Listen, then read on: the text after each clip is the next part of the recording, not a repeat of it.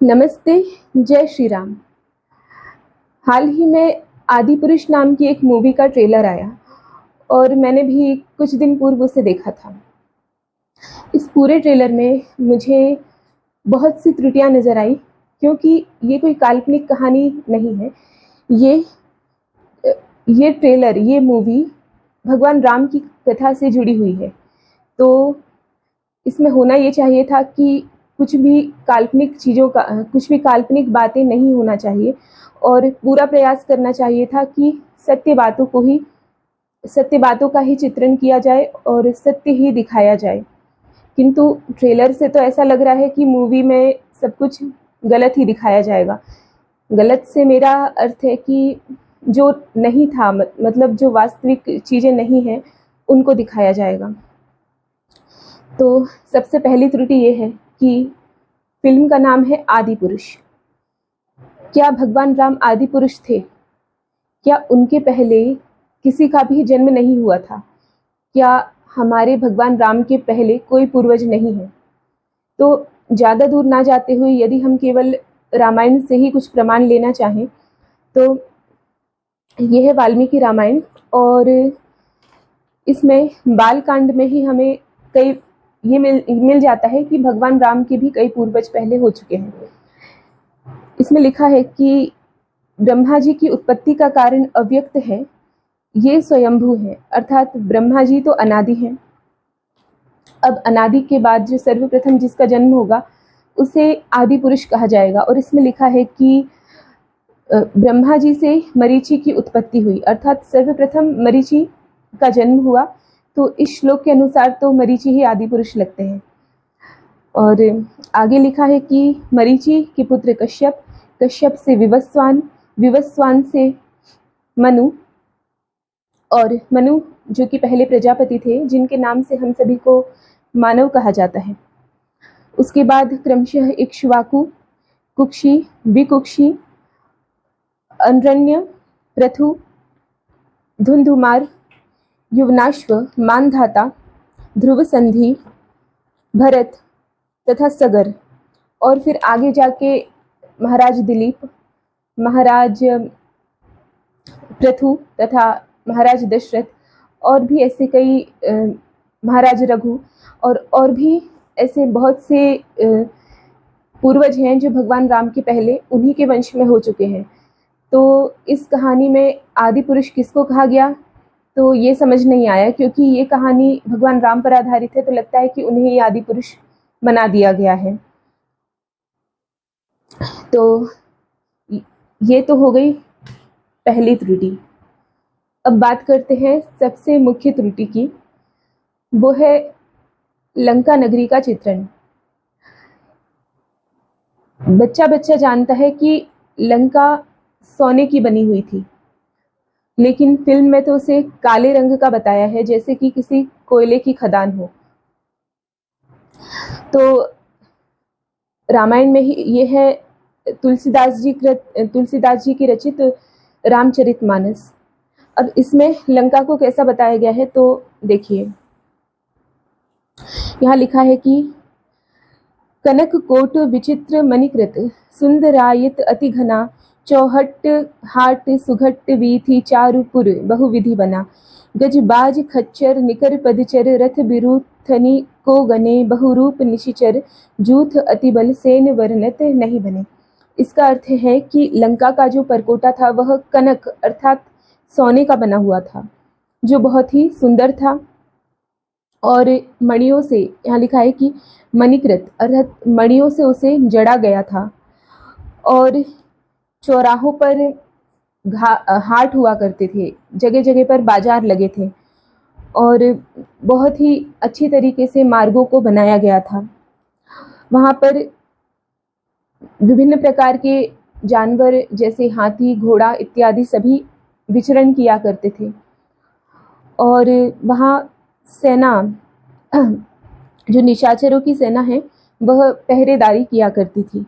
अब आगे लिखा है कि वन बाग उपवन बाटिका, सरकूप वापी सोहहि, नर नाग सुर गंधर्व कन्या, रूप मुनि मन मोहहि, कहु मल्ल दह विशाल सैल समान अति बल गरजहि नाना अखारन भिरहि बहु विधि एक एक तरजहि।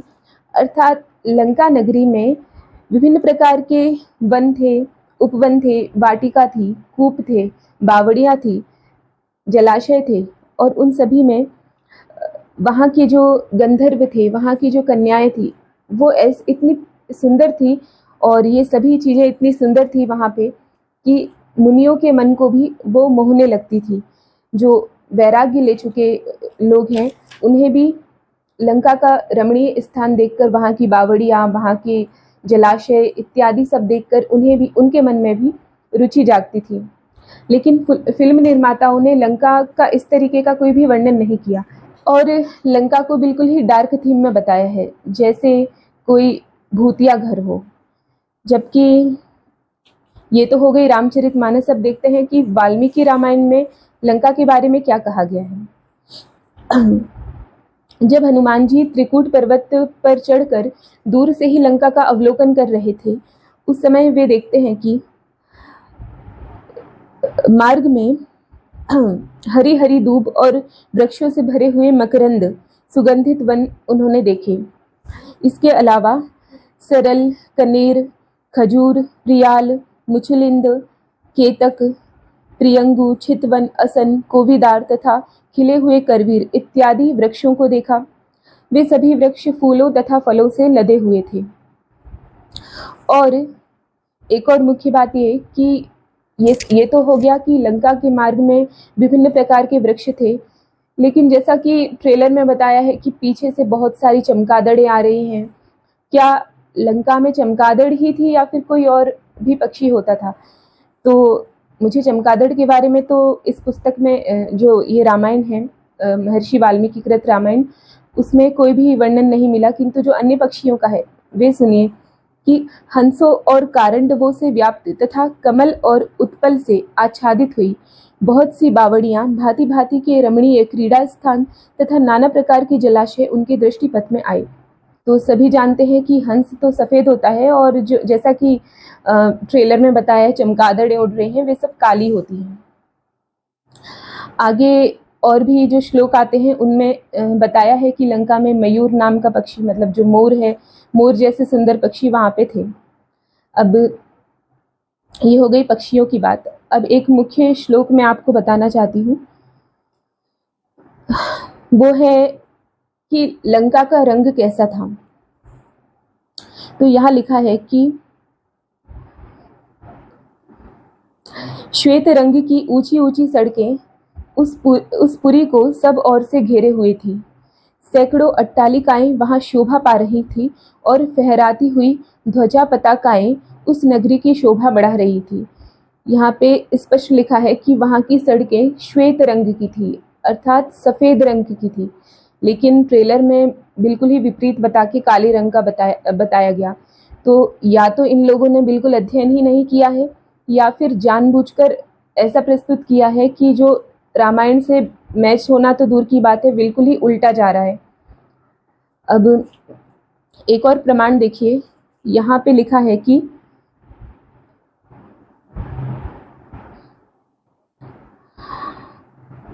उस समय लंका श्वेत बादलों के समान सुंदर एवं विचित्र राक्षस ग्रहों से सुशोभित हो रही थी। जिस समय हनुमान जी लंका का अवलोकन कर रहे थे, उस समय लंका ऐसी दिख रही थी जैसे कि शरद ऋतु के श्वेत बादल, सफ़ेद रंग के जो बादल हैं, क्योंकि वहाँ पे बहुत ऊंचे ऊंचे भवन थे और वे सभी अधिकांश सफ़ेद रंग में रंगे हुए थे, काले रंग में नहीं। और उनके आकार के बारे में यहाँ पर एक बहुत अच्छा उस समय का आर्किटेक्चर के बारे में बताया गया है कि एस्थेटिकली वे कैसे दिखते थे। तो लिखा है कि उन सभी भवनों में बहुत सारे स्वस्तिक के आकार के बने थे और बहुत से कमल के आकार के और बहुत से वर्धमान संज्ञक के आकार में बने हुए ग्रह वहाँ पे थे और वे सभी और से सजाए गए थे। तो ये सारी बातें हुई कि लंका कैसी थी और ट्रेलर में किस तरीके का बताया गया है। ये मुझे सबसे ज़्यादा त्रुटिपूर्ण बात लगी जो लंका का चित्रण किया गया है। अब बात करते हैं अन्य त्रुटियों की। अब देखिए, भगवान राम को हम किस रूप में देखना चाहते हैं, और हमने अभी तक क्या सुना है। हमने सुना है कि श्री रामचंद्र कृपालु भज मन हरण भव भय दारुणम। तुलसीदास जी कहते हैं कि हे मन, ऐसे भगवान राम को भजो जो कि नव कंज लोचन कंज मुख कर कंज पद कंजारुणम।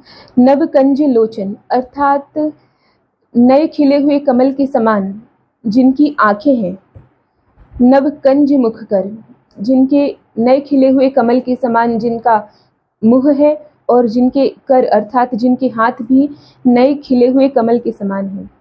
नव कंज पद अर्थात जिनके पैर भी खिले हुए कमल के समान दिखते हैं। ऐसे सौम्य भगवान राम को हम अभी तक सुनते आए हैं और उन्हीं की छवि हमारे मन में है। तो जो फिल्म में जिनने भी भगवान राम की भूमिका निभाई है वो निश्चित तौर पर बाहुबली के कैरेक्टर में बहुत अच्छे लगते हैं, लेकिन भगवान राम के कैरेक्टर के लिए उन्हें किसी फिल्म निर्माताओं को किसी ऐसे चेहरे को देखना चाहिए, या फिर इस तरीके से उन भले ही वो किसी से भी काम करवा रहे हैं, उन्हें भगवान राम की छवि का एक बार ध्यान रखना चाहिए था कि किस तरीके का मेकअप होना चाहिए या किस तरीके से सौम्यता को प्रदर्शित किया जा सकता है। आगे ये भी है कि कंदर्प अगणित अमित छवि नवनील नीरज सुंदरम, अर्थात अनेकों कामदेव भी मिल जाएं यदि, तो भी वो भगवान राम की सुंदरता की तुलना नहीं कर सकते। और इतने सौम्य होने के बाद भी वे इतने पराक्रमी थे कि उन्होंने अपने जीवन काल में सहस्त्रों राक्षसों का वध किया। अब इसके अलावा हनुमान जी की बात करें तो हनुमान चालीसा में वर्णन आता है कि कंचन वरण विराज सुबेसा। हनुमान जी का रंग कंचन अर्थात सोने के समान चमकता था, तो इसका भी बिल्कुल भी ध्यान नहीं दिया गया है। और हनुमान जी को मुकुट भी नहीं पहनाया गया। क्या उन्होंने वनवास ले लिया था क्या? क्योंकि हम तो अभी तक यही सुनते आए हैं कि हनुमान जी मुकुट पहनते थे, और हमारे घरों में भी जितनी भी हनुमान जी की तस्वीरें होती हैं अधिकांश में हमें मुकुट देखने को मिलता ही है। अब एक और त्रुटि है, फिल्म में ट्रेलर में भगवान राम जी का एक डायलॉग है जो कहते हैं कि मैं इक्ष्वाकु वंशी राघव। तो क्या इक्ष्वाकु वंशी राम नहीं कहा जा सकता था? क्या हम ये ना मान लें कि यहाँ पे राम नाम को हटाकर राघव जब जानबूझकर किया जा रहा है? मैं किसी की मंशा पर सवाल नहीं उठा रही हूँ, लेकिन मैं बता रही हूँ कि राघव का अर्थ क्या होता है। तो यहाँ पर एक प्रमाण देखिए जहाँ पे लिखा है कि राजा च राघवो पुत्रो निशा में परिहर्षितः। इस श्लोक के अनुसार राघवो अर्थात लक्ष्मण जी और राम जी दोनों को ही राघव कहा गया है। और वाल्मीकि रामायण में ही मैंने पढ़ा है कि दशरथ जी को भी राघव कहा जाता है। क्यों? क्योंकि राघव का अर्थ होता है जो रघु का पुत्र हो। जैसे हम सभी मनु के पुत्र होने से मानव कहलाए, उसी तरह से जो रघु के वंश में हुए वे सभी राघव कहलाए। तो यहाँ पे जब एक बार इक्ष्वाकु वंशी कह दिया तो राघव कहने की क्या आवश्यकता? अच्छा होता कि वे कहते कि इक्ष्वाकु वंशी राम। वैसे आप में से कई लोगों को हो सकता है कि ये कोई बड़ी त्रुटि ना लगे, और ये कोई बड़ी त्रुटि है भी नहीं, किंतु ये शैली के विपरीत जाती हुई एक त्रुटि है। जो डायलॉग लिखते हैं उन लोगों को एक बार इस पर विचार करना चाहिए कि वे वाल्मीकि रामायण की शैली का ध्यान रखें कि वहाँ पे किस तरीके की शैली का प्रयोग किया गया है। कहीं पर भी इक्ष्वाकु वंशी राघव ये शब्द नहीं आया है। या तो रघुकुल नंदन बोल सकते हैं या इक्ष्वाकु वंशी अकेला, दोनों बोल सकते हैं, किंतु साथ में नहीं। अब मैंने यहाँ पे कुछ त्रुटियां बताई और मुझे तो नहीं लगता कि ये फिल्म चलना चाहिए, क्योंकि इसमें रामायण में वर्णित जो भी बातें हैं उन सभी को विपरीत रूप में दिखाया गया है। खासकर कि लंका का चित्रण बिल्कुल ही गलत ढंग से किया गया है। लंका के बारे में रामायण में एक बात आती है कि लंका को स्वयं भगवान विश्वकर्मा ने बसाया था। ये कुबेर की नगरी अलका के समान शोभा पाती थी। तो इतनी शोभायमान लंका, जिसमें स्वर्ण के परकोटे हैं, जिसमें दरवाजों में मणि तथा नीलम जड़े हुए हैं, रत्न जड़े हुए हैं, उन्हें बिल्कुल एक काले रंग में दिखाना, ये कहीं ना कहीं आने वाली पीढ़ी को के दिमाग में एक गलत छवि को प्रस्तुत करेगा। और कहते हैं कि एक बार जो बच्चे देख लें बचपन में, तो उसे बाद में मिटाना थोड़ा कठिन हो जाता है। तो ये लंका की गलत छवि नहीं जाना चाहिए, ना इस देश में ना देश के बाहर। तो मेरा तो इस फिल्म को पूरा का पूरा बहिष्कार है, और मुझे लगता है कि आप में से भी अधिकांश लोग ये फिल्म नहीं देखेंगे और ना ही देखना चाहिए। हमें तो वही रामानंद सागर जी की रामायण, भले ही वो कम बजट में बनी हो, पर वो आज तक की सबसे सुंदर रामायण है, जिन्होंने वस्त्रों से लेकर, डायलॉग से लेकर तथा अध्ययन से लेकर सभी बिल्कुल परफेक्ट तरीके से किया है। तो मुझे आशा है कि आप सभी को ये वीडियो अच्छा लगा हो, और आपने यदि इसे पूरा देखा तो धन्यवाद। नमस्ते, जय श्री राम।